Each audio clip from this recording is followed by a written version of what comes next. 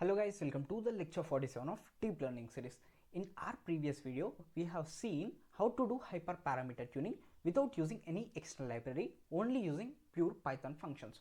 Now, in this video, we'll be discussing how to do hyperparameter tuning using an external library called Optuna.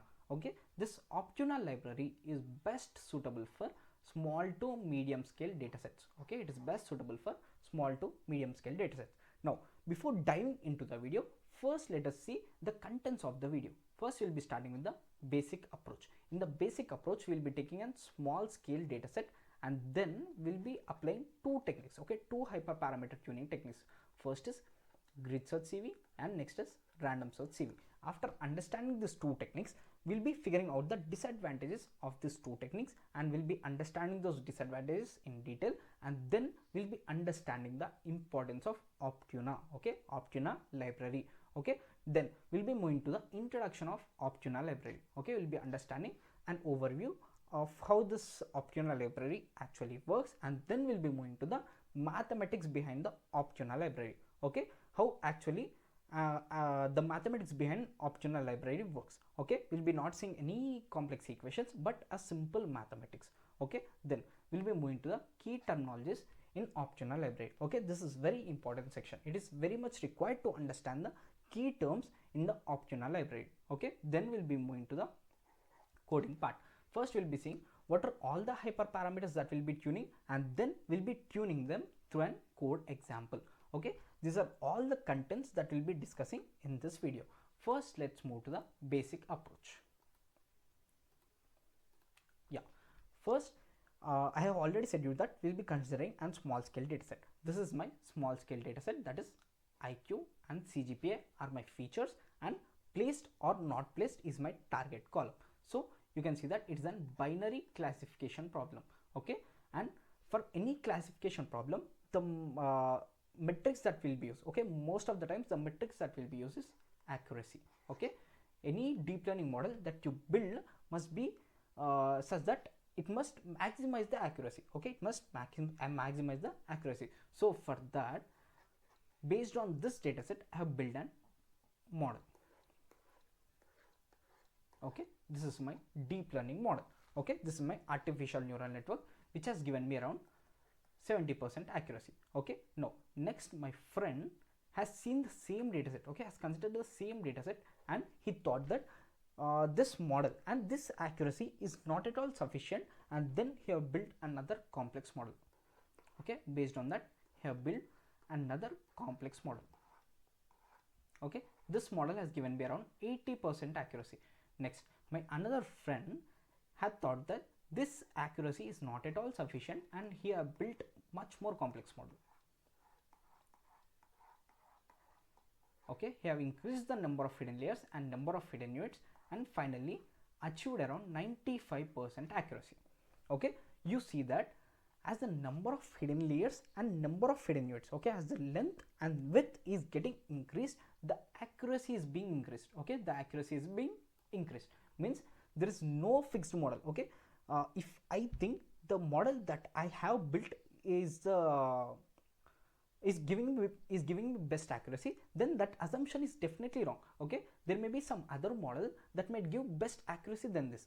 So that is the number of hidden layers and number of hidden units are the hyperparameters. Okay, I can tune them anyway to maximize the accuracy.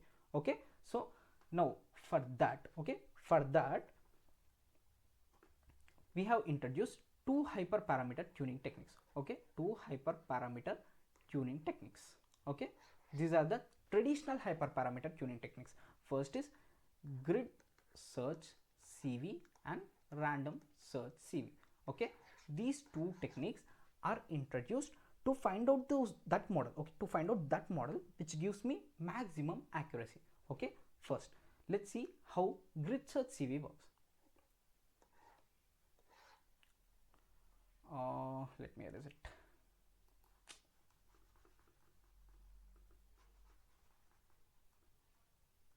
Yes,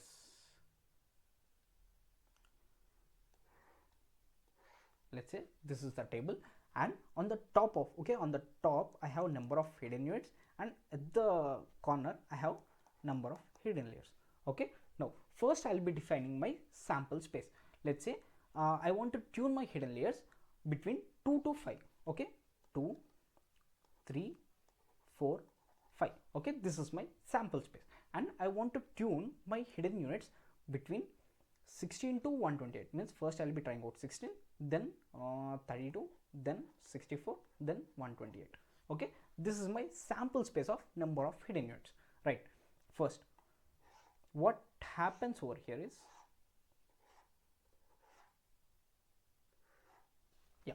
first we'll be trying out different combinations. Okay, we'll be trying out different combinations. You see that there are total of 16 combinations. Okay, there are 216, 232, 264 and 2128, and so on up to 5128. Okay, and so on up to 5128. I have different combinations. From 216 to 5128 I have different combinations. Means first I'll be trying 2 hidden layers. Okay, 2 hidden layers and 16 hidden units. Means in each hidden layer I'll be having 16 hidden units. Okay, in this way I'll be having 16, and in this way I'll be having 16, and it is 2 layer model. Okay, you see that there are only 2 hidden layers and 1 output layer, and corresponding I'll be having the input to the hidden layers. Okay, this is my model. Okay, and from so on up to I'll be having 5 to 128. Okay, 5 comma 128. So in grid search CV, what happens is, first it tries out the first combination and then moves to 232 and then moves to 264 and then moves to 128, and next it moves to 316 and 332, 364, 128, so on up to 5128. So in this way it tries out different combinations and it stores the accuracy scores. Okay, after trying out different combinations, for each combination I'll be having an accuracy score, and this grid search CV technique stores the accuracy scores of different combinations. Okay, stores the accuracy scores of different combinations, and at the end, okay, at the end it gives me those parameters. It only gives me those parameters that give me maximum accuracy. Let's say among all, okay, among all the different combinations, 464, okay, 464 has given me maximum accuracy of 90. Okay, 90%. So what this grid search CV does is, it returns 464 as my best and optimum parameters. Okay, this is how grid search CV works. For now, let us see the disadvantages of this grid search CV. Okay, disadvantages. We'll be basically having 2 disadvantages with this technique. The first disadvantage is computationally expensive. Okay, you see that I only have 2 let's say I only have 2 hyperparameters over here, right? I only have 2 hyperparameters over here.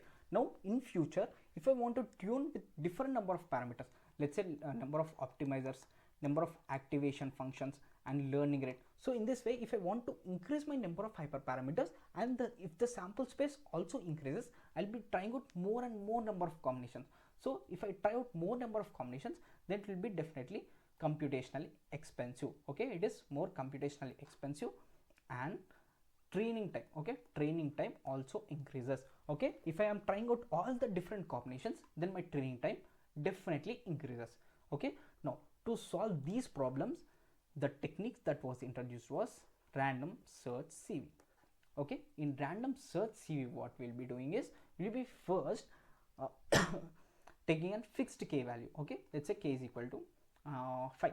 Let's say k is equal to 5, means I'll be trying out 5 different combinations. Okay, out of this total 16 combinations, okay, out of this total 16 combinations, I'll be trying out random 5 combinations. Okay, let's say 216, another combination is 332, another combination is 3128, another combination is, let's say, 4128, and another combination is, let's say, 5128. Okay, in this way I'm trying out 1, 2, 3, 4, 5. Okay, 5 different combinations. Right, in this way I'm trying out 5 different combinations. Now out of these 5 different combinations, which combination would give me best accuracy, that set of parameter values I'll be considering. Okay, only that set of parameter values this random search CV returns. Okay, this is how random search CV works. Okay, it is basically a simpler technique. Okay, it is a simplified version of grid search CV. Okay, here I'll be only choosing some random values, but not all the values. Okay, but not all the combinations. Now the disadvantages with this technique are, there is only a single disadvantage. The main disadvantage is I'll be missing out the best combination. Okay, now here I'm trying out 216, 332, 3128, 4128 and 5128, but by grid search CV what I have found out is 464 give me best accuracy. But you see that in random search CV I'm not at all trying this set of combination. Okay, nowhere I'm trying out this 464. My model has randomly selected these combinations. Okay, only these 5 combinations. Okay, but I am missing out on 464. So in this way my this random search CV might miss out on best combination. Okay, best combination that gives us best accuracy. Okay, this is the only disadvantage with random search CV technique. So to overcome these disadvantages, okay, to overcome all these disadvantages, there is an technique. Okay, there is an external library that was introduced called Optuna. Okay, this Optuna library has overcome all these disadvantages by using different searching technique. Okay, it is also a searching technique, but it is a different searching technique. Okay, now next we'll be seeing how Optuna actually works. The Optuna solves the problems of grid search CV and random search CV by using Bayesian optimization. Okay, it uses Bayesian optimization technique internally. Bayesian optimization. Now before discussing the mathematics on how this Optuna works, first let us see a clear overview on how this Optuna works. Okay, first what we actually do is we define an sample space. We define a sample space. Okay, we define a sample space. Okay, after defining the sample space, we'll be randomly selecting few values from the random space. Okay, we'll be randomly selecting few values from the random space. Okay, random space. Now after selecting few values from the random space, we'll be then plotting. Okay, we'll be then plotting it on a graph. Now let us say, okay, now for simplicity purpose I'm only choosing single hyperparameter. Okay, I'm not choosing 2 hyperparameters. I'm only choosing single hyperparameter, that is number of hidden layers. Okay, I'm only choosing number of hidden layers as my parameter. Okay, now number of hidden layers lies on the x-axis. Number of hidden layers lies on the x-axis. Now on y-axis we have accuracy. Okay, first we'll be defining entire sample space and we'll be choosing some random 100 values or random 50 values, and then we'll be plotting it over here. Okay, we'll be plotting it on the graph. Okay, now let's say corresponding to some 16 hidden layers, I have got around accuracy as let's say 60% accuracy. Now next I have taken 32 hidden layers, then I got around 70% accuracy. Now I have taken 128 hidden layers. Okay, 128 may lie over here. Okay, 128 hidden layers, then I have got around 90% accuracy. Means you can see that there is a graph which is in this way. Okay, there is a graph which is in this way. Means I'll be having something some peak over here. Okay, after certain point I'll be having a peak over here. Then by continuously increasing my number of hidden layers, definitely it will dip. Okay, definitely my accuracy will dip because it tends to overfitting. Okay, if you use more and more number of hidden layers, it may tend to overfit. So that is why later after reaching this peak, it will definitely fall down. Okay, and the accuracy will definitely fall down. Means at this point, okay, at this point I'll be having maximum accuracy. Okay, at this point I'll be having maximum accuracy. Now what is the goal of Optuna over here? Okay, the goal of Optuna is to find out this curve. Okay, Optuna finds out this curve and returns my hyperparameter. Okay, hyperparameter value that gives me maximum accuracy. This is the main goal of Optuna library. Okay, in short we can assume Optuna as function of number of hidden layers. Okay, function of number of hidden layers. If we consider 2 parameters, it is a function of number of hidden layers and number of hidden units. Okay, accuracy is the function of number of hidden layers and number of hidden units, and this function is found by Optuna. Okay, by using Optuna we find out this function. Once if we know this function, then definitely we can find out the maximum value, okay, maximum accuracy value corresponding to this number of hidden layers and hidden units. Okay, this is an overview of how an Optuna works. Okay, this is an overview of how an Optuna works. Okay, I'll be coming back to this diagram once I explain you the mathematics and terminologies with respect to Optuna. Okay, first now let us see the mathematics behind Optuna. Yeah, the Optuna internally uses two algorithms. One is tree structured parson estimator and kernel density estimation. Okay, it uses TPE and KDE, two algorithms.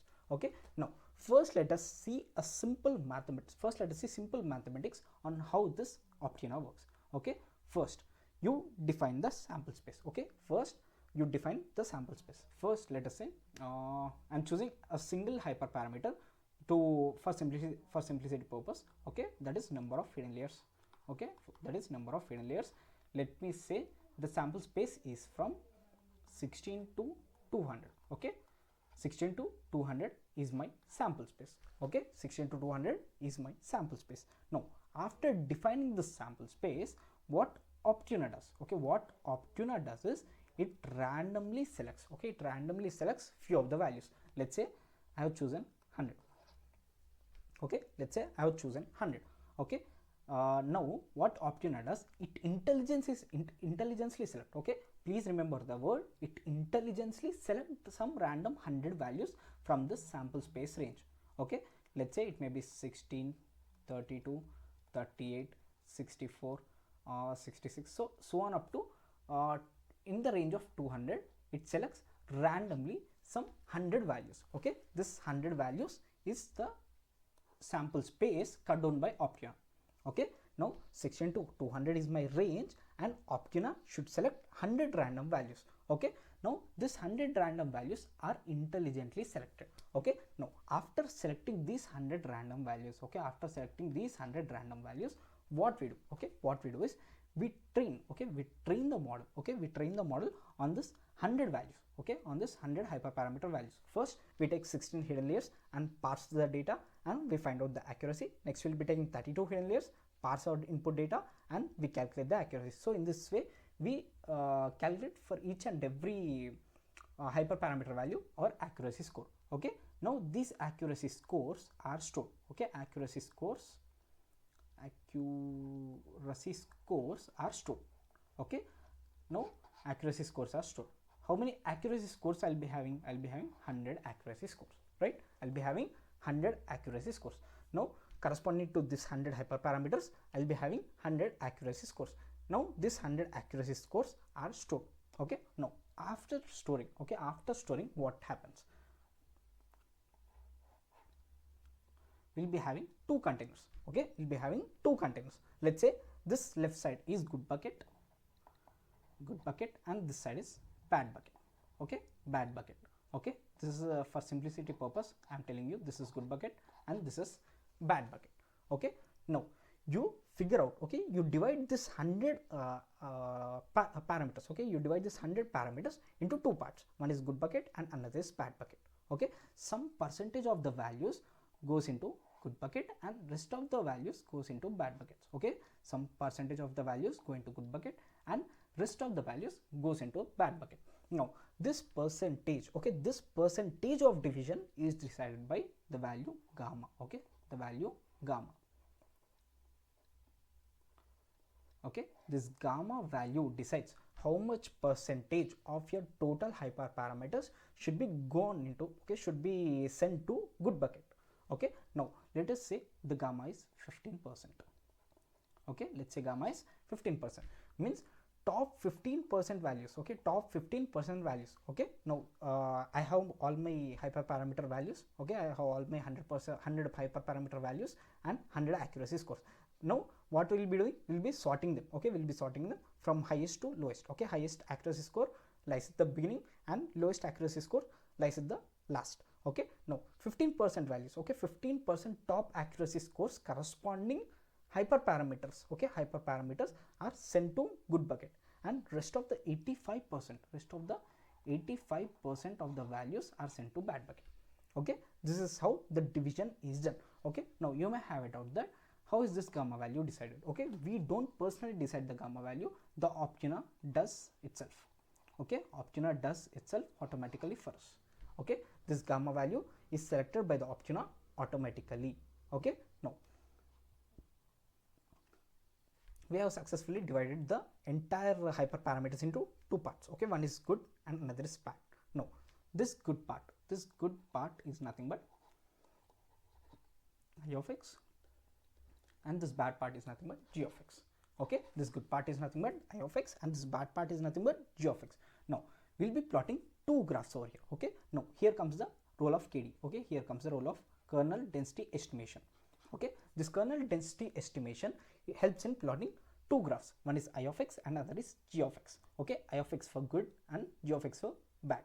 First we'll be plotting for good. Okay, now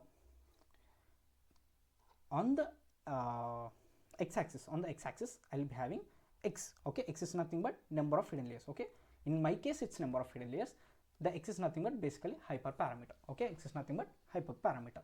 Now when I draw a graph for I of x on y-axis, okay, on y-axis I'll be having a certain value, okay, and certain value which is from 0 to 1. Okay, each x value, okay, let's say I have taken 16 hidden layers. Okay, I have taken 16 hidden layers. Now for 16 hidden layers I'll be having and value from 0 to 1. Okay, now this value determines, okay, this value determines how much 16, okay, how much 16 number of hidden layers has given me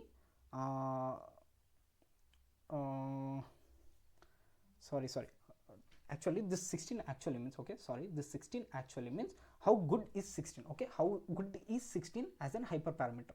Okay, how good is 16 for hyperparameter. Now I'll be explaining you with a small example. Now let's say 16 hidden layers has given me around 60% accuracy, around 60% accuracy. Now for this we'll be calculating corresponding some probability value. Okay, we'll be calculating some corresponding probability value now, and we'll be cutting down in between the range 0 to 1. Okay, we'll be cutting down in between the range 0 to 1. Okay, so when I cut down this to 0 to 1 range, I have got around 0.5. Okay, I have got around 0.5. Means if I choose 16 number of layers as my parameter value, means it is 50% good. Okay, it is 50% good. Okay, and rest of the 50% it is definitely bad. Means 50% it given me best accuracy. Okay, 50% it given me best accuracy, means 50% it is best chosen as hyperparameter value, and rest of the 50% it is not so great. Okay, so that is why I'll be having a small peak over here. Okay, I'll be having a small peak over here. Now next let me say I'm having 128. Okay, this 128 given me the accuracy of 99%.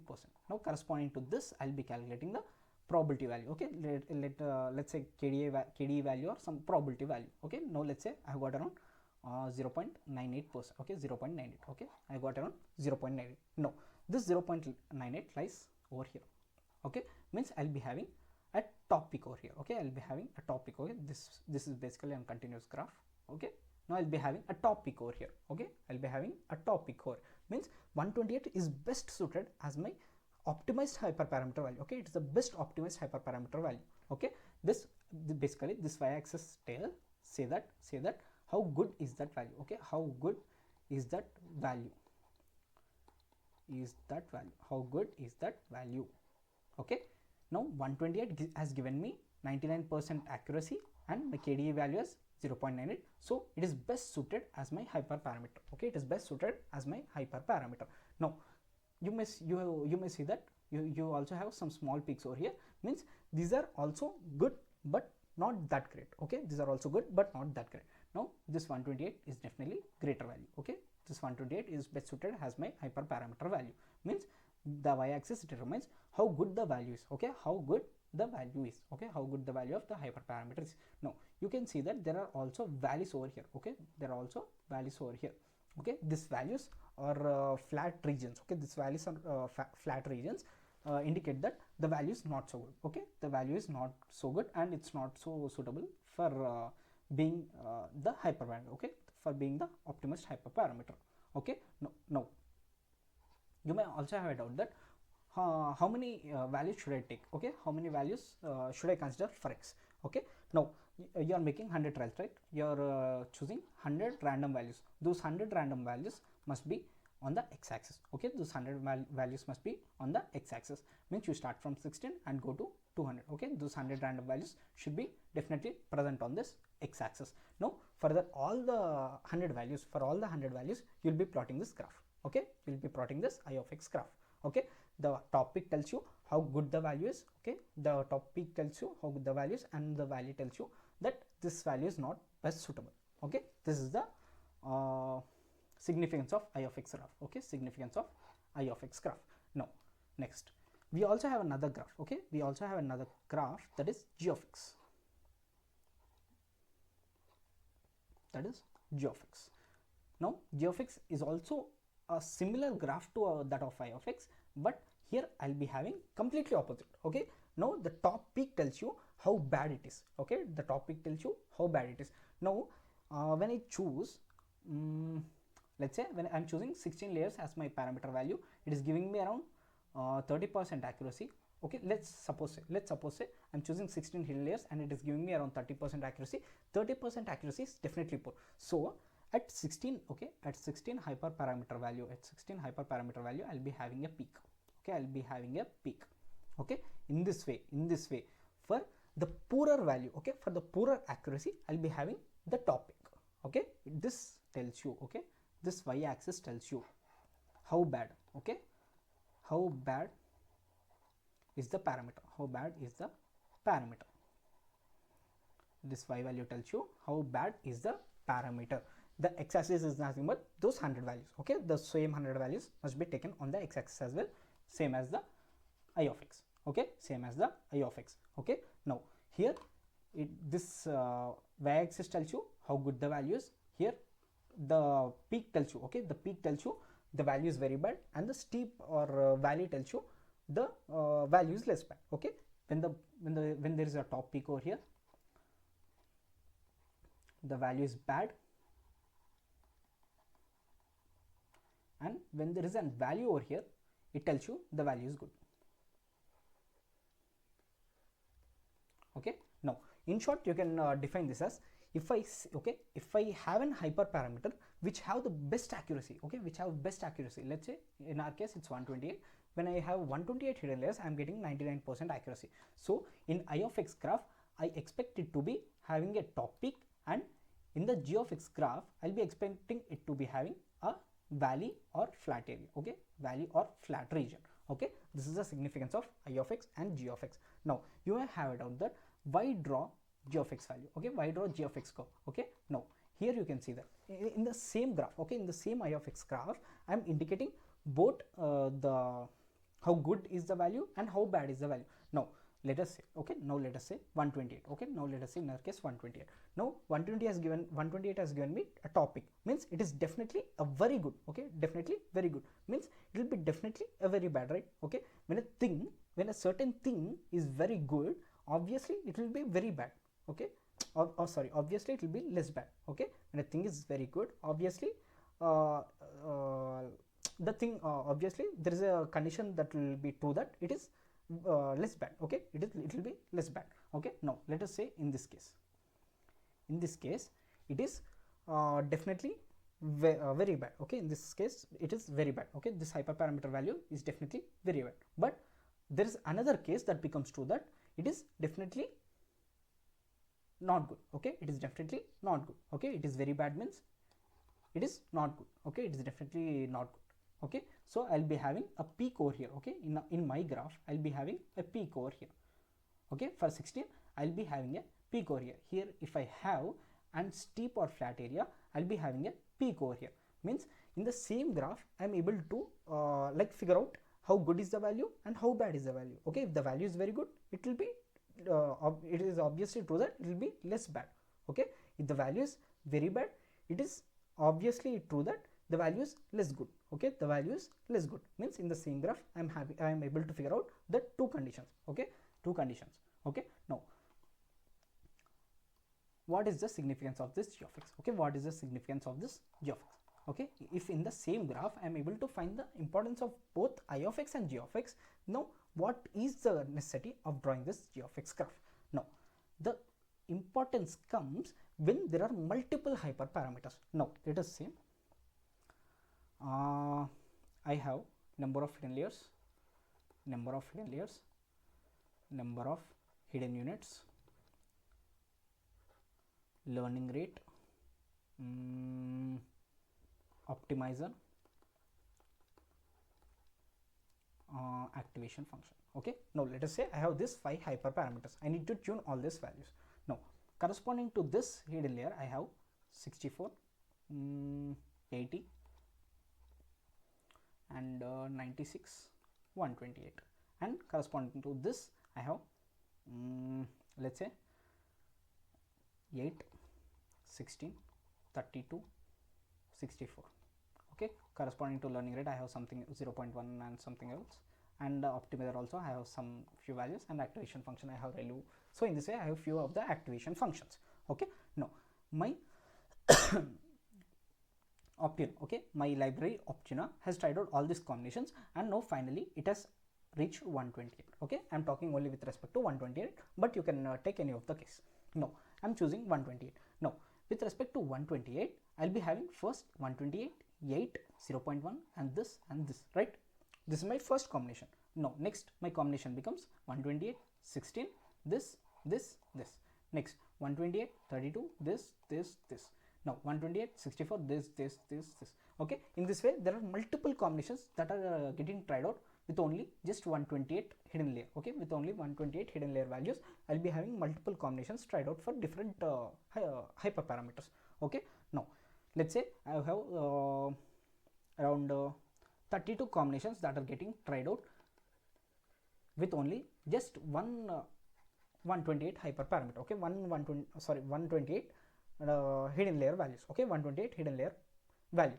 Okay, now out of 32 23% of the times, okay, 23 times, okay, 23 times it has given me the best accuracies of around 90%. Okay, 90% and plus. Now the rest of the time it has given me, the rest of the time is nothing but 9. Okay, 9, not 9 I think, so okay, 9, right, 9, and rest of the times it has given me around 30% accuracy. Okay, means poorer accuracy. My 128 value has given me most of the times best accuracy and poorer accuracy as well. Okay, the same 128 value, the same 128 hidden layers value has given me 90% best accuracy and 30% worst accuracy as well. Now let us try to understand with the graph. Now let us say 128 lies over here. For I of x I have a peak, and for g of x as well I have a small peak. Okay, for g of x well I have a small peak. Okay, I have already told you that this on the y axis I will be having the values ranging from 0 to 1. Let's say with respect to I of x I have 0.9, and with respect to g of x I have around 0.6. Okay, means the 128 value, okay, the 128 hidden layer parameter value is very good. Okay, is very good in some cases and very bad in some cases as well. Okay, this is what the g of x specifies. Okay, the same value is exceptionally good. Okay, is exceptionally good in some cases, and it is exceptionally bad in very few cases as well. Okay, in very few cases it is exceptionally bad. So that is why I have a bigger peak over here, that is 0.9, and a smaller peak over here, that is 0.6. Okay, so this is the significance of I of x and g of x. Okay, this is the significance of I of x and g of x. Okay, so that is why we'll be basically drawing two graphs. Okay, one tells you how good it is, one tells you how bad it is. Okay, in I of x we'll be getting the peak for if the value is very much good. Okay, if the value is very much good I'll be getting peak over there. If the value is very much bad I'll be getting peak over here in g of x. Okay, this is the significance of I of x and g of x. Now after plotting these graphs, okay, after plotting these graphs for I of x and g of x, now for each parameter value, okay, now I of 16 divided by g of 16. Okay, for I of we'll be dividing I of 16 divided by g of 16. Next combination, I of 32 divided by I of g of 32. Next, in this way I of 128 divided by g of 128. Okay, so this will be some value from ranging from 0 to 1, this will be some value ranging from 0 to 1, this will be some value ranging from 0 to 1, this will be also some value ranging from 0 to 1. Okay, in this way we will be doing for each of the values. Okay, each of the values. Okay, we will be trying out for we will be doing it for 100 different values. Okay, 100 different hyperparameter values. Okay, so I'll be getting 100 different some ratio values. Okay, 100 different ratio values. Okay, I of 16 divided by g of 16, I of 32 divided by g of 32, I of 128 divided by g of 128. So in this way, how many combinations I have, that many decimal values I'll be getting. Okay, that many ratios I'll be getting. Okay, now the value. Okay, the value that is maximum. Okay, when I divide I of x by g of x, the maximum value. Okay, the maximum value corresponding hyperparameters are nothing but the best hyperparameters. Okay, now let us say I am dividing I of 132 divided by g of 132.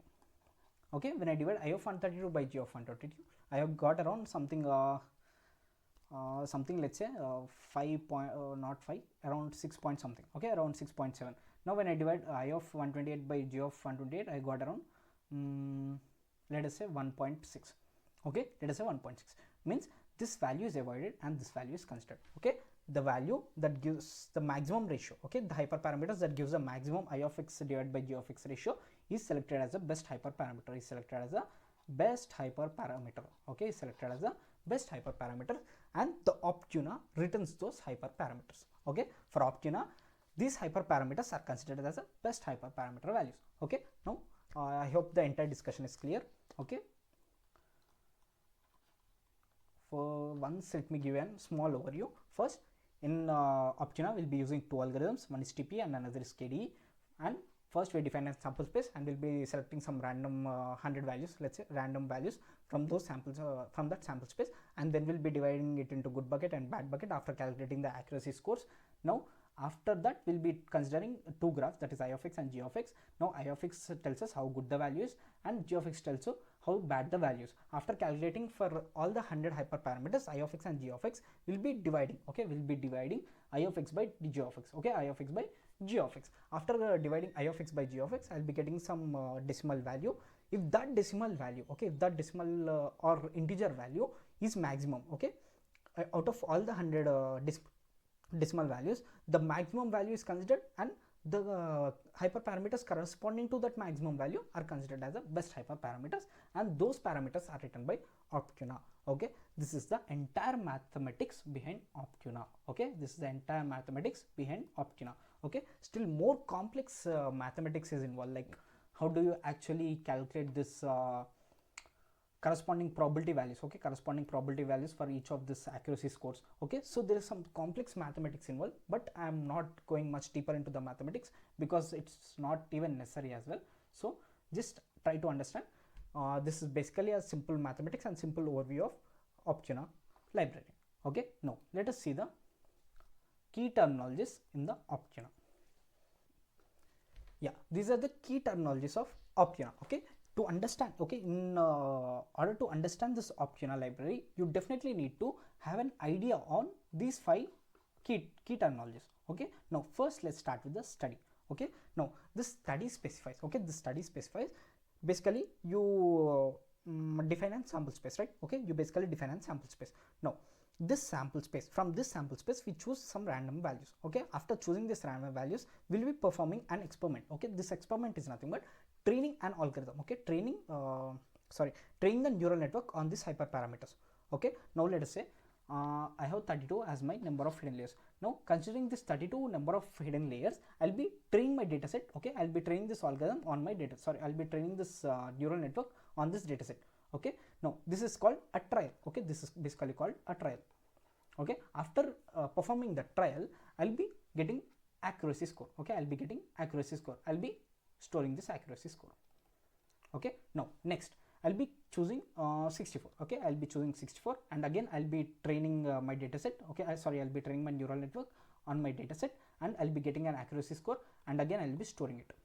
Next I'll be choosing 128. Again I'll be training, and again I'll be storing. Okay, in this way for all the 100 values. Okay, in this way for all the 100 values, I'll be having a storage space.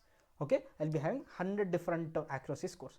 Now what this study tells, okay, what this study specifies is, what it does actually, it figures out the best, okay, it figures out the best accuracy score and returns that those corresponding hyperparameter values. Okay, this is the, sorry guys, the recording has abruptly stopped due to some storage issues. Okay, now we are back. We have successfully completed the study, and now let's look at the trial. Okay, this trial is the next term that we need to discuss. Okay, now we have seen that we try out the value, hyperparameter value 32 and then 64 and then 128. Okay, in this way we are trying out different hyperparameter values. Now trying out each parameter value is nothing but a trial. Okay, we'll be taking 128 and we'll be training and dataset on this 128 long hidden layer neural network, 128 long hidden layer neural network. So this is one trial. Okay, next we'll be considering 32. Okay, we'll be taking 32 long hidden layer neural network, and we'll be training this neural network on the dataset, and this gives us some accuracy score. Okay, this gives out some accuracy score. So this becomes another trial. So in this way we'll be having multiple trials. For 128 we'll be having one trial, for 32 we'll be having a trial, for 64 we'll be having trial. So in this way we'll be performing multiple trials and we'll be having the outcome for each trial. Okay, the outcome for each trial is the accuracy score. Okay, now next is trial parameters. Okay, these are hyperparameters used in one trial. Okay, now we are choosing, now the hyperparameter that we are choosing is number of hidden layers, right? Now after choosing this 32 number of after choosing this hidden layer as my hyperparameter, okay, length of the hidden layer as number of hidden layers as my hyperparameter, I'll be choosing some different values. Okay, I'll be choosing some different values to perform these trials. Okay, let's say 32 is my value, 64 is my value, 128 is my value, 132 is my value, 164 is my value. So in this way I'll be choosing out different values. Okay, different values for the hyperparameter. Okay, now choosing these different values for the hyperparameter is nothing but trial parameters. Okay, these are nothing but trial parameters. Now 32 is nothing but a trial parameter, 64 is nothing but a trial parameter, 128 is nothing but a trial parameter. In this way you choose different values for the hyperparameter, and that becomes your trial parameter. Okay, that becomes your trial parameter. Now with the help of these trial parameters you will be performing the trial. Okay, with the help of these trial parameters you will be performing the trial. Okay, this is basically the difference between trial and trial parameters. Okay, trial is nothing but you choose that value and you perform the entire training process and you'll be getting the outcome, that is nothing but a trial, and trial parameters are nothing but the parameter values. Okay, now fourth is objective function. Okay, objective function is the function that you want to either minimize or either maximize. Okay, either minimize or either maximize. Okay, now this is a function that trains your model and returns a metric you want to maximize or minimize. Okay, it is a function that trains your model. Okay, in this function you'll be having the sample space, model training, model evaluation, and this function returns, okay, this function returns the metric that you want to either maximize or minimize. So our problem is classification problem, so I choose accuracy as my metric, so I want to maximize the accuracy metric. Now, in case if I choose regression as my problem statement, I'll be choosing basically loss, means I need to minimize my loss function value. Okay, this is basically the significance of objective function. Okay, this is a function that trains your model, returns the metric you want to maximize or minimize. Okay, this is the objective function. Next is sampler. Okay, the sampler decides which hyperparameters to try next. Okay, I'll be giving you the best example for sampler. Yeah, when you see, okay, when you see this particular diagram, you see that I have wait, let me rub this. Yeah, you can see that this is my graph, and this graph I have f of x. Okay, this is the f of x graph. This x is my hyperparameter. I need to find the best value for this x. Okay, now how Optuna intelligently finds out this x. Okay, you see how Optuna intelligently finds out this x. First it tries out 2. Okay, first it tries out 2. Okay, let me erase this. Okay, I have previously explained this, but due to some recording issues it has got stopped. Yeah, now first I am trying out 2. Okay, first I am trying out 2. Now let's say for the x2, I have got around 80% accuracy. Okay, I have got around 80% accuracy. Now what my Optuna thought is, if I go on increasing the value, my accuracy score is definitely increasing. Okay, so that is why it tries out 3. Okay, after trying out 3, I have got around 70% accuracy. Means my Optuna understands that. Okay, my Optuna understands that when I choose 2 as my hyperparameter value, I am getting 80% accuracy. But when I choose 3, it is cutting down to 70%. So my accuracy is getting reduced. As I increase the value, my accuracy is getting reduced. So what it thinks is, I need to go less than 2. Okay, I need to go less than 2 and then tries out -2. Okay, then tries out -2. After trying out -2, it has got around 90% accuracy. Okay, it has interestingly got around 90% accuracy. Now, what my Optuna again thinks is, I need to go much below this value. Okay, much below this value, so to increase my accuracy score. So that is why it tries out let's say -6, and it has got around 30% accuracy. Okay, the accuracy has drastically cut down. Okay, you see that the accuracy has drastically come down. Okay, so now what my Optuna thinks is, my values ranges from only 2 to -2. Okay, my values ranges from 2 to -2. Okay, as if I increase more than 2, my accuracy is getting cut down. If I decrease less than -2, my accuracy is getting cut down. So I need to stay in between 2 and -2 range. Okay, 2 and -2 range, and it tries out different values between 2 and -2, and finally finds out its optimum value. Okay, its optimum value, that is 0. Okay, that is 0. Okay, this is how intelligently Optuna selects. Okay, this is how intelligently Optuna works. Okay, like random search CV, it doesn't just try out random values without any intelligence, but it tries out the random values with intelligence. Okay, this is the main purpose of Optuna. Okay, this is why Optuna is efficient as well as less complex and less like computationally expensive. Okay, less computationally expensive. Okay, now we'll be coming to sampler. The sampler decides which hyperparameters to try next. Okay, this is the main purpose of sampler. Okay, we have seen that the Optuna tries out intelligently the next hyperparameter values, but this is possible with the help of sampler. Okay, this is possible with the help of sampler. The sampler is the mechanism behind that helps in choosing the best hyperparameter value. Okay, choosing the next best hyperparameter value. Okay, this is the main purpose of sampler. Okay, first is study.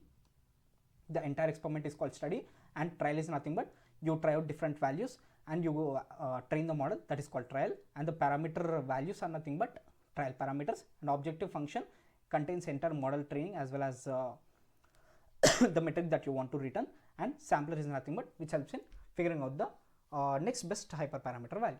Okay, these are the key terminologies that you need to have an idea to understand the Optuna. Now let us see the different hyperparameters that will be tuning in this video.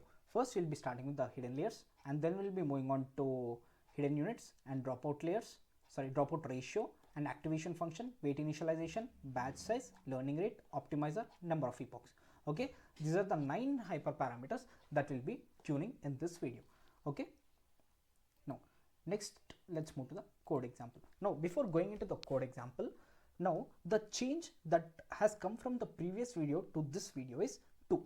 Okay, we basically have two major changes. First is we have an objective function extra, and another is study. Okay, we have 2, that is objective function and study. Okay, these are 2 main functions that enable Optuna in our code. Okay, in objective function we have entire sample space, model training, model evaluation, and this objective function basically returns a metric. Okay, it basically returns a metric. Okay, this objective function basically returns a metric that may be accuracy score or loss function value. Okay, now what this study does? Okay, what this study does? This study basically picks the study basically handles the trials. Okay, first what it does is this, as the sample space is present in this objective function, this study picks some values. Okay, this study picks the values from this sample space and it performs trials. Okay, this study picks the values from this sample space and it sends to objective function. Okay, sends this trial parameters to objective function to perform the trials. Okay, to perform the trials. Okay, now after performing the trials, this objective function returns a metric. Okay, these are the 2 main functions that we'll be looking at in this code example. Okay, there are 2 major functions as well that enable Optuna in our code. Okay, now let's start with the code.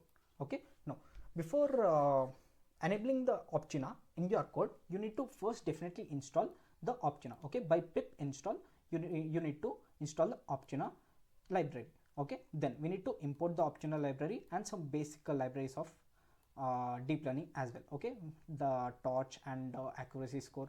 Okay, there's the some basic libraries that you need to definitely install before writing any code or before handling any dataset in a deep learning project.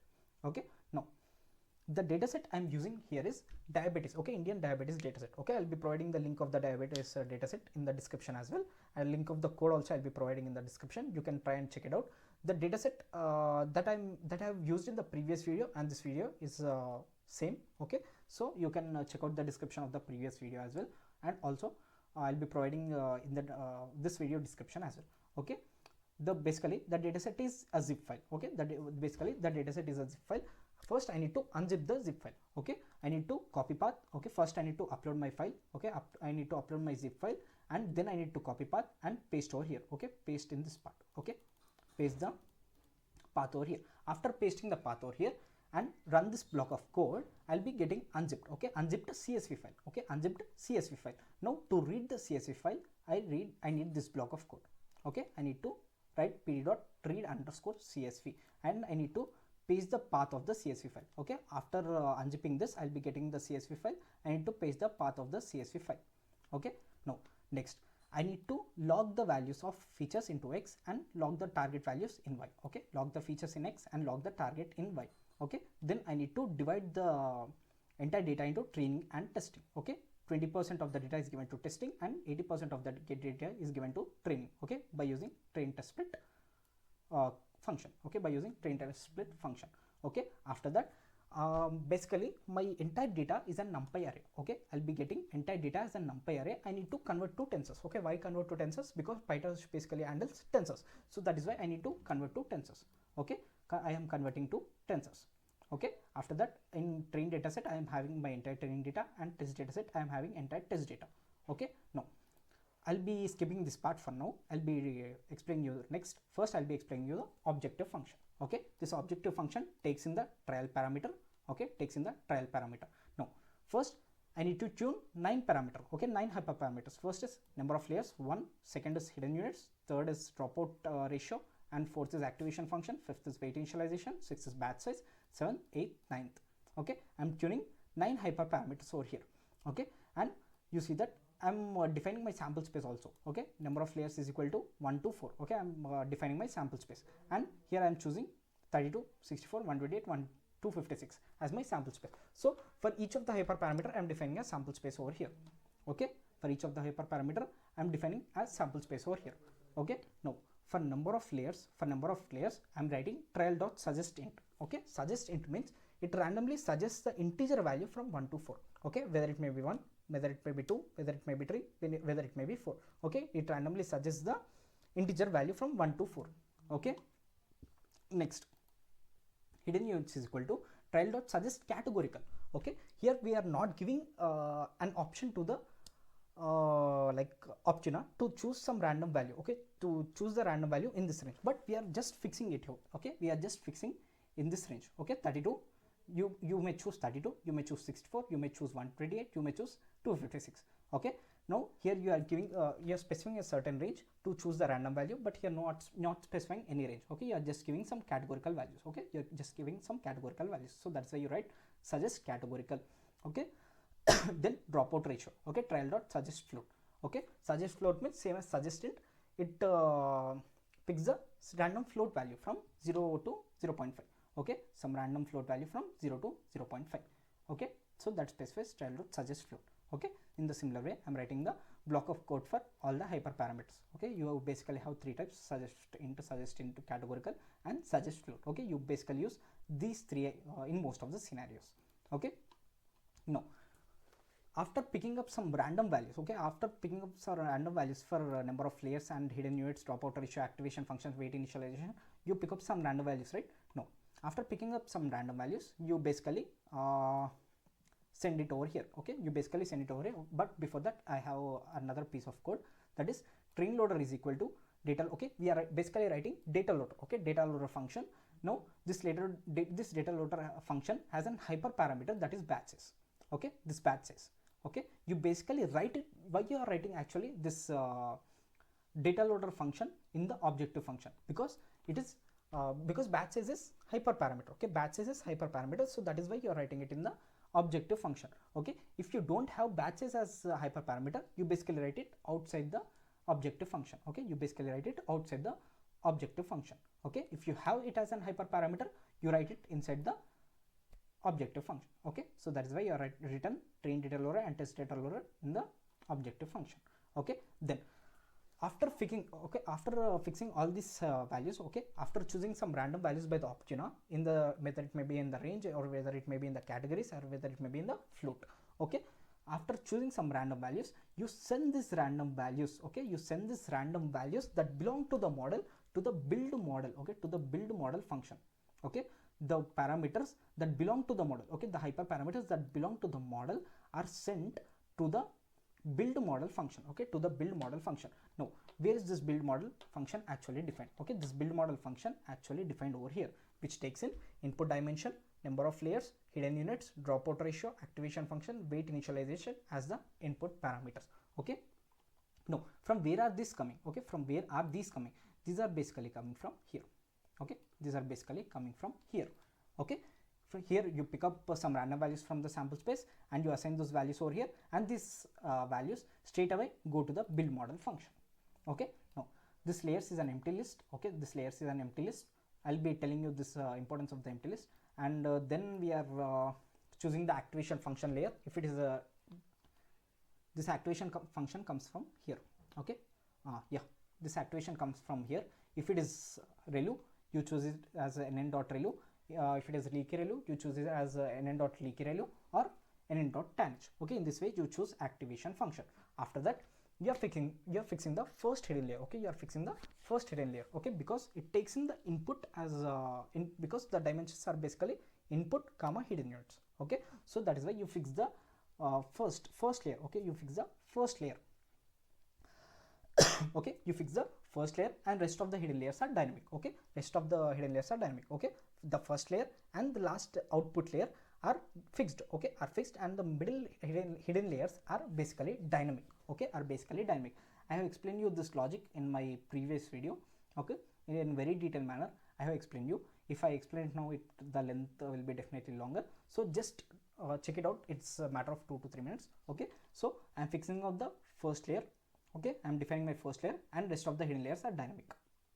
Okay, you may have a doubt that why n layers minus 1. Okay, why n layers minus 1? Because I have already fixed my first layer over here, so I don't need rest of the I need to figure out the next hidden layers. Okay, I have already made my first hidden layer fixed over here. I need to just figure out the next left out hidden layers. Okay, now let's say my number of hidden layers are 5. Okay, the first hidden layer is already fixed, and my rest of the four hidden layers are dynamic, and I need to define it over here. Okay, this is the block of code. Okay, this is the dynamic hidden layers logic. Okay, and I'm fixing my output layer. Okay, I'm fixing my output layer, and I'm unpacking the layers. Okay, as my layers are in the form of list, I'm unpacking by writing the star over here. Okay, I'm by writing this asterisk or star over here. Okay, then I'm defining my whether weight initialization should be Xavier or Kaiming or anything. Okay, you are just initializing the weight over here. Okay, you are just initializing the dynamic weight assigning logic over here. Okay, then you return the model. Okay, this model straight away goes to here. Okay, the model straight away goes to here. Okay, after that you are choosing criteria as BC with logit slots, and then this is the optimizer logic. Okay, dynamic optimizer logic. It's very simple code. Okay, if you have watched my previous video, this is just a matter of time. No, this is my entire training loop, and this is my entire testing loop. Okay, this is my entire training loop, and this is my entire testing loop. This xb is nothing but features, yb is nothing but target output. Okay, as we are training in the batch learning. Okay, we are choosing mini batch as our training optimization. We have xb means some set of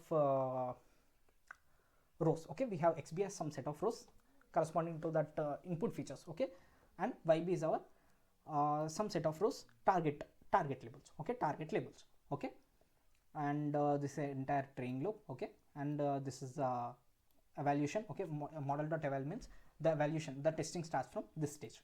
Okay, So again for xb comma yb in test loader, okay, again we are loading from the test, okay, test loader, okay, the train loader and test loader are defined over here, okay. We are loading it first, we are loading it from the train loader, and then we are loading it from the test loader, okay.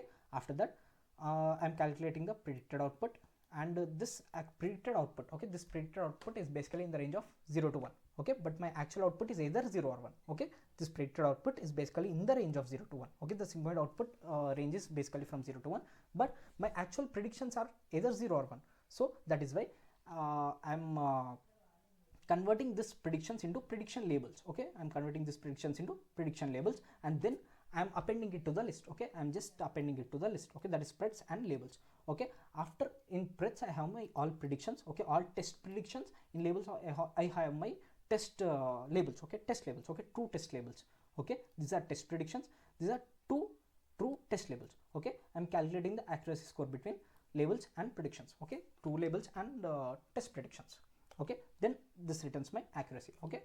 My objective functions return my accuracy, okay. Now next I'm creating my study, okay. Optuna dot create study, and direction is equal to max base. As I will choose accuracy as a metric, I need to move into the maximum direction, means I need to start from very smaller value and go to some larger value. If I choose loss function as my direction, if I choose loss function as my metric, I need to move to the minimized direction, okay. I need to move towards the 0, here I need to move towards the 100, okay. So I need to write minimize over here. If I choose loss function, as I chosen accuracy score, I write maximum over here, okay. Number of trials is equal to 30, it makes random 30 trials, and finally it gives me my best accuracy and best parameters, okay. The best accuracy is 0.75 and best parameters are these, okay. But in our previous video we have got around 50%, okay. I think we have got around 50% accuracy, but by using Optuna we have achieved 75% accuracy, okay. Now in case if you want to still maximize this accuracy, you need to try out more number of trials, okay. You need to try out more number of trials and increase this sample space, okay. You need to increase this sample space, okay. These are the two suggestions, two changes that can be done to maximize this accuracy, okay, to maximize this accuracy and finding out the best parameter values, okay. Now other than this Optuna, okay, other than this Optuna, we also have another library for hyperparameter tuning, that is RateTune, okay. This Optuna is for small and medium datasets, but this RateTune is for large datasets, okay. This RateTune is also very much similar to Optuna, okay, but here you will be having multiple algorithms involved, okay, multiple algorithms involved. You will be having random search CV, grid search CV, and you will be having Bayesian optimization, you will be having Asher schedule. So in this way you will be having multiple algorithms involved. It is basically little complex, understanding it mathematically is little complex. So I have just given you the code, please try to understand, okay. Think it as an homework and please try to understand. It is same as the Optuna, okay, it is entirely same as the Optuna, but there are just few changes, okay. The entire dynamic logic is entirely same. The objective function, here also you have some function, and this is the search space, okay, this entire thing, and finally these are the results, okay. These are the results of RateTune. Yeah, just a second, where did this go? Yeah, finally we have got around 68% accuracy with this as a best parameters, okay. This is the RateTune, okay. This is Optuna and RateTune optimization technique, sorry, hyperparameter tuning techniques. I'll be providing this entire code in the description, please check it out and please try out individually so that you can get a better understanding over it, okay. Hope you guys like this video. If you like the video, please like, share and subscribe. Thank you.